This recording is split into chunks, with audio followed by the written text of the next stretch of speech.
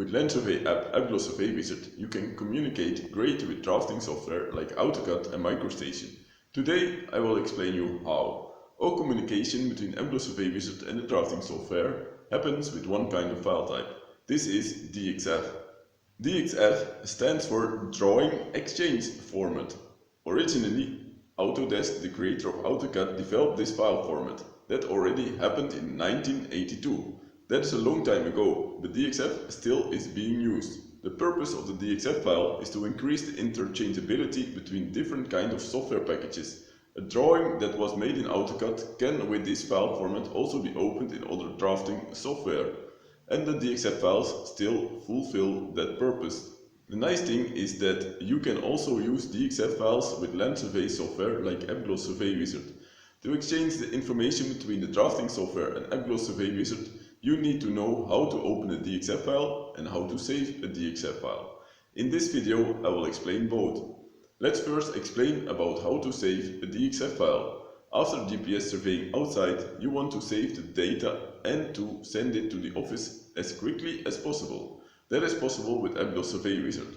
When you finish your land survey project, you go to the File menu, and in the File menu, you choose for the option Save. A new screen will appear. This is the saving screen. The first thing we need to do is select the correct file extension. If you want to save the data in a DXF, then you should select DXF, of course. Then, of course, is to see if the coordinate reference system and the units that are mentioned on the screen are the correct ones. You can only change these in the settings screen. After that, you need to select a folder where you want to save the file in. So you click next to the folder icon. Another screen appears.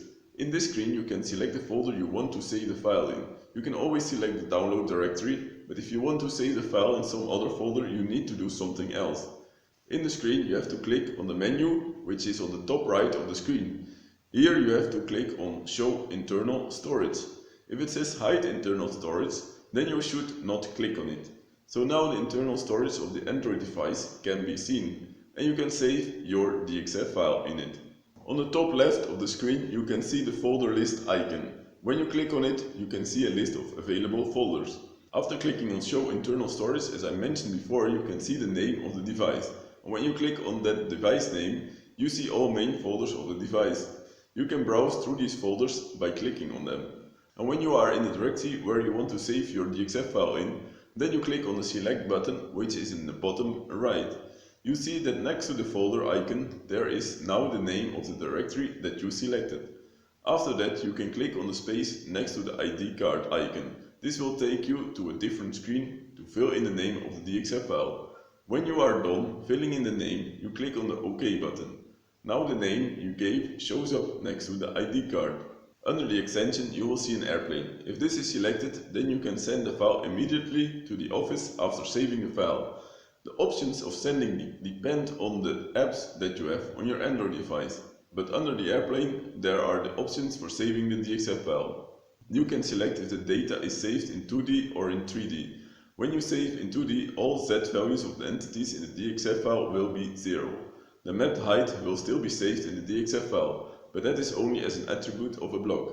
When you save in 3D, also the entities will be saved with their measured Z value.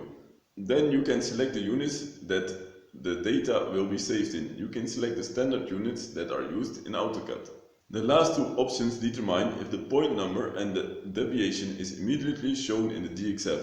In any way, Apglos Survey Wizard stores those values in the DXF, but by leaving them unchecked, you won't see them when you open the DXF file in AutoCAD. The layers will be invisible then. In a later stage, you can still turn them on. The last thing you have to do is to click the OK button. Then Apglos Survey Wizard will save the DXF file. Since I checked the airplane, after saving the file, Apglos Survey Wizard will show the options for sending the file. Depending on how you want to send the file, you can choose your sharing option. What you need to do then depends on which option you choose. So yes, you can save a DXF file now. That is great. But after saving a DXF file, I'll still need to tell you how to open a DXF file in Apglos Survey Wizard. That is the second part of this video.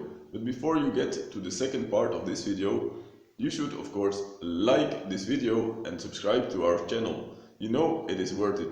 I restarted Apglos Survey Wizard and I'm in the mapping screen now. But let's give you first another hint for Find a Wizard 2021. It is the contest where you can win a complete GPS surveying kit. You can see more on how you can win by checking this video in the top right of the screen. The digit that is marked here on the screen is the same as the only layer name that is in Apglos Survey Wizard when you start a new project. Good luck with this hint. Now we are back with this video about land surveying and DXF files. To open a DXF file, you have to go to the File menu and then to click on the option Open. You will get a warning if you want to save the current survey information. If you click Yes, then you will get on the saving screen that you saw before in this video for saving a DXF file. If you click on No, then you will go to the Open screen. And that is what I will do now because I don't have anything to save at the moment. The first thing for opening a file is to click on the space next to the folder icon. This works the same as I explained in this video in the Saving a DXF part.